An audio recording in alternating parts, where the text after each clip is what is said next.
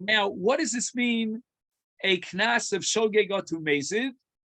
If we allow him to benefit from bishul on Shabbos because he implemented it bishkaga, he may in the future think that mistakenly that he's allowed to benefit from a malacha bishul on Shabbos even if it was done b'mezid. So at least in the very minimum sense, according to Rabbi Yehuda, we have to prohibit this bishul during the course of Shabbos, and it's only mutter after Shabbos. During Shabbos, we're not allowed to eat from it. And that's a knas that we impose upon the person who cooked the food, only upon him. He should have known better. B'mezid, if he deliberately violated the Shabbos by cooking, lo yochal olamis, he's not allowed to eat that food forever and ever. He shouldn't benefit from that bishul that was implemented b'mezid, but others who are not worthy of a knas, we're going to only impose what we call shogeg otu mezid, which means he has to wait until Motzei Shabbos. So everyone else, except for the Mavasha, has to wait till Motzei Shabbos. All this is on a D'Rabbanan level. But now we introduce Rabbi Yochanan HaSandlar, the third Tana. He says that b'shogeg ochel Motzei Shabbos, the Torah does not prohibit the product of bishul in a violation of Shabbos if it was done b'shogeg, and in this sense, we have to wait until Motzei Shabbos, and that's a D'Rabbanan halacha. Lacherim v'lo lo. No one, not the Mavashel, nor anyone else, is allowed to benefit from this bishul that was done b'shogeg during the course of Shabbos. We have to wait until Motzei Shabbos. And that's all because of the Gzeira, which we mentioned earlier, called Gazrinon Shogeg Otu Mezid. It's a kind of a knas. And therefore, the barest minimum of that knas is that we don't benefit from that bishul during the course of Shabbos. However, here's where Rabbi Yochanan HaSandlar departs radically from the other Tanoim. B'mezid lo ye'achel olamis lo v'lo lacherim. The Gemara is going to derive the sheet of Rabbi Yochanan HaSandlar as a doraisa from a pasuk in the Torah that teaches us that the ochel itself becomes a chefza di isura li olam, for you, for me, for everyone. My time of the Rabbi Yochanan HaSandlar, where did he derive this from? Kididorish Rabbi Chia apischa de beinesia ushmartem es hashabbos ki kodesh hi lachem. Please emphasize those two words, kodesh and lachem. The next pasuk says mechalel mos yumos, but in this pasuk it says that we compare Melecha Shabbos to Kodesh. Why did the Torah add the word Kodesh? Kodesh means Hegdesh. And Hegdesh is Asur B'Hana. So if I declare that this shtender is Hegdesh, I'm not allowed to benefit from the shtender. It has the status of Hegdesh. And the Torah is equating the product of a Melecha Shabbos with Hegdesh. Ki Kodesh hi lachem. Ma Kodesh Asur B'Achila. Af Ma'aseh Shabbos Asur B'Achila. Now, the Torah says that Ma'aseh Shabbos is Kodesh, like Hegdesh. It should be Asur B'Hana. I Ma Kodesh Asur B'Hana. Ma'aseh Shabbos Asur B'Hana. Shouldn't we take this equation to its logical conclusion, and therefore equating Ma'aseh Shabbos with Hegdesh would generate an Isur Hana like Hegdesh? Talmud Lomer Lachem, but there's another part of this pasuk, Lachem. The word Lachem always indicates that it's yours, which means you're allowed to benefit from it. Lachem Yehei, it's Mutar B'Hana. Yochel Afilu B'Shogeg, even in the case of someone who inadvertently violated the Shabbos and cooked, the cooked food is a product of Melecha Shabbos, and therefore it should have the status of Kodesh. It should be like Hegdesh as a chefza d'isura, at least as far as Isra Achil is concerned. And that should be liolamis. Amaloma mechalel mos yumos. Mechalel mos yumos b'mezid amarti lecha v'lo b'shogeg. So the shogeg halacha here, that according to Rabbi Yochanan Sandler prohibits the cooked food until after Shabbos, that's the Rabbanan. That comes under laws of Knas. However, on a Doraisa level, there's an Isur Achila that's generated b'mezid by virtue of Meleches Shabbos that created this food, this entity that's now edible, and we derive from Kodesh that it has the status of Kodesh, and it's Asur Be'achila. And that's Olamis. We now have an answer to our original question. Our question was, how could the Rabbanan say that you're potur from Tvicha Mechira, from Dalet Vehei, because you shechted on Shabbos, if in any event the Shechita is a Shechita Re'uya, it's Mata the Basa? The answer is, the Rabbanan here are actually Rabbi Shimon, who holds that the Shechita is not Mata the Basa B'achila, because Rabbi Shimon holds that Melecha Shabbos generates the status of Hegdesh, and it's also B'achila. The Gemara says, Pligi bar of Acharavina. We're not actually certain and convinced that Rabbi Yochanan Sandler is referring to an Isur Doraisa of a Cheftzah D'Isura, and that issue really hinges on a controversy between Rav Acha and Ravina. Had Omar, according to one opinion, Maisa Shabbos Doraisa, the way we understood it, the simple, straightforward interpretation of Kodesh is that it generates an Isur B'Cheftzah of Doraisa in the case of Melecha Shabbos B'Mezid. But Chad Omar, there's another opinion that this whole drasha of Kodesh is really just an asmachta, and it's a schizuk to a drabanan. And if it's drabanan, then we're back to square one as far as that difficulty that we raised in terms of the Chachamim Shita in the Brisa. And the Omer Doraisa Kidamar, and everything fits into place. We understand that based on Hegdesh, Melecha Shabbos is also Doraisa, therefore it's a Shchita Sheina Ruya, it's not Mata the Basar. Hence, he's not going to incur a Chiyuv Dalet Vehei because it's not a valid Shchita as Reb Shimon.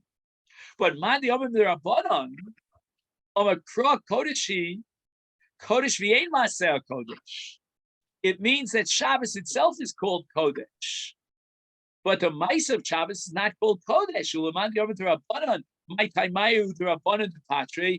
If Rabbi Yochanan Sandler, when he says that Maisa Shabbos B'Mezid is Asur B'Achila Lo Lamis, he's only talking about an Isur D'Rabbanan, then on a Doraisa level, the Shechita is a Shechita Re'uya, and it's Mata the Basa. How could the Rabbanan come along and Pata the Ganav from Dalet Vehei? Why do we want to be lenient on behalf of the Ganav and exonerate him from a Chiyuv Dalet Vehei? He doesn't deserve that kind of treatment. We should go back to the Doraisa halacha, and on the Doraisa halacha, even Rabbi Yochanan Sadler agrees that it's a Shechita Ruya and it's Mata the Basa. And this entire Kodeshi is only an Asmachta D'Rabbanan. On a Doraisa level. We interpret it as Kodesh, Shabbos is Kodesh, but Ein Maseh Kodesh. And the Gemara is forced by virtue of putting its back against the wall that Ki Kapatri Rabbanan Ashara, that in the Brisa, when it says Rabbanan Potrim, it wasn't referring to all the cases. It was only referring to the cases of Shochet L'Shem Avodas Kochavim or Shochet Shar Niskal. In those cases, the Ganav is potter from Dalet Vehei. But in the case of Shochet B'Shabbos, even the Rabbanan concede to Rabbi Meir that he's Chayav for Dalet Vehei, because the Shechita on a Doraisa level is a Shechita Re'uya. Even according to Rabbi Yochanan Sandler, if we go according to that interpretation, Rabbi Yochanan Sandler is only D'Rabbanan. The Gemara asks the following question: Tovech avodas kochavim. I don't understand Rabbi Meir that you could be chayav for shechting for the sake of avodas kochavim. Came in the shochet beipurta. As soon as he shechs the first of two simanim, itzarle, it becomes aser bana. This is sugyan chulin on daf mem. That if you had a behema and he shechts the behema to avodah zara, then immediately when he shechts the first of two simanim, it becomes avodah zara. And now, once it becomes avodah zarah, it's aser bano. Once it's aser bano, it has no bailus because Yisrael no lav mamon. The idach tekatavach lav b'marei katav. As far as Dalet Vehei is concerned, you're only chayav after you complete the shechita. And now he's shechting something when he gets the second simon, which is not private property of the nignav. The owner of the animal no longer owns the animal because it became avodah zarah with the beginning of the first simon. Again, this depends on a whole sugya, which again we would have to spend a lot of time on, called Ein Adam Oseh Davar She'eino Shelo. But right now the Gemara is holding that Adam Oseh Davar She'eino Shelo in the case of shechita, and with the first simon, the animal became Oseh Bano B'Toras Avodah Zarah, and as a result, it's Yatsa Mirshus Bailim. And if it's Yatsa Mirshus Bailim, then when the Ganav steals it, well, he already stole it, but when he shechts it, and he gets to the point of Shchitas Simon Hasheni, at that point when he gets the second Simon, he cannot be Chayav Vidal Vehei because it's no longer Mirshus Bailim. Amar Rava Omer, he made a declaration. Bigmar Zbicha Hu Ovda. I'm only going to serve that idol when I finish the shechita. And his intention to withhold avodah zarah until he shechts the second simon means that the behema is not a behemas akum until he shechts the second simon. At that moment, simultaneous with the inception of the Shem Avodas Kochavim, he violated the Iser Misa of Avodas Kochavim, and we're going to apply the principle of Kimle b'derabmine. However, according to Rabbi Meir does not accept Kimle b'derabmine, and therefore he will be chayav for Dalet Vehei, but only on the condition that it's a shchita ru'uya, and only on the condition that he shechted a stolen animal. But now we're saying that it didn't become avodah zarah until after the second simon, and at that point it became avodah zarah. He violated avodah zarah, and therefore, according to Rabbi Meir, he has to pay Dalet Vehei. The Gemara says Shor Niskal. Why does Rabbi Meir say he's chayav Dalet Vehei if he checks the Shor Niskal? Shor Niskal is also by Noah. It's after the Gemara did, and if it's also by Noah, it's Yotza Mishus Bailim. And if it's Yotza Mishus Bailim, then he cannot be chayav for Dalet Vehei for a tvicha on something that doesn't belong to the Bailim. The Gemara says Shor Niskal lav dideu de katam. Right? He didn't shech the animal that belongs to Ruvain. It no longer belongs to Ruvain.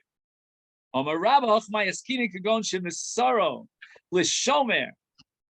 Ruvain gave this animal over to Shimon. Shimon is the Shomer. And Shimon is responsible if the animal goes out and kills someone, he's going to have to pay for that damage. And the shor, when it becomes a shor niskal, after being proven in front of a bezdin of 23 judges that it has to be stoned, the shomer is going to have to pay for that shor because now it's worthless. The hizik, the base shomer, the nigmar dine. So number one, at time T1, the mafti gave this shor over to the shomer.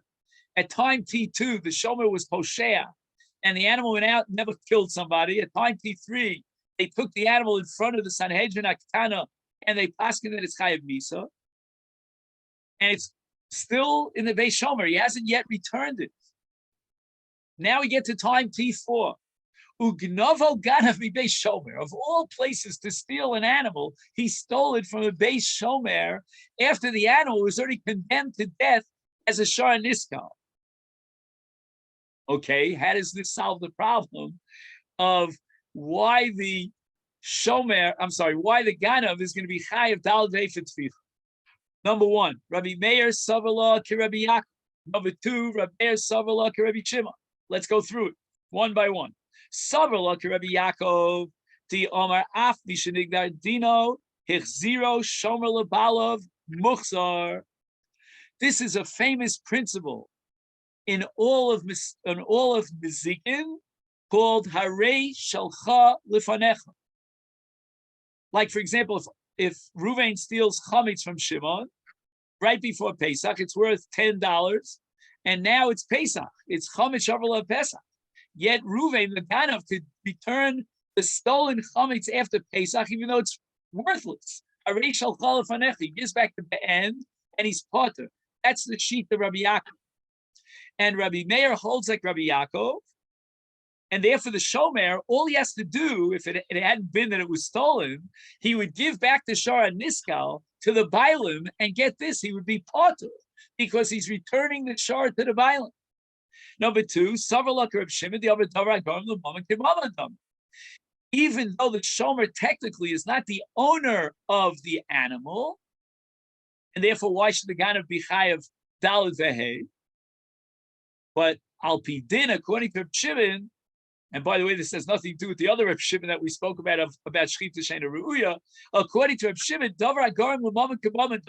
If I'm holding on and possessing mammon, and that mammon, although it may not have objective value, but it has value for me because I, as a shomer, can now return it to the bailim and exempt me from paying for the shar, which is now a shar niskal, then it's considered mine. And therefore, Rabbi Meir says, based on these two premises, number one, harei shel chol lefanech, number two, davar garim l'mamon k'mamon dami, the ganav will be chayav for tvicha dal vehei vis-a-vis the shomer, because he caused the shomer a loss, which makes it the shomer shar, and if he shechts the shomer shar after he steals it, he's chayav dal vehei. We started today our study by establishing that the case of someone who steals an animal and shechts it on Shabbos is a case where he sends a shliach to shecht it on Shabbos. And now the Gemara says in the name of Rabbah, there's no need to introduce that ukimta, but rather liolam itovech al yedei atzmo. He himself shechted it.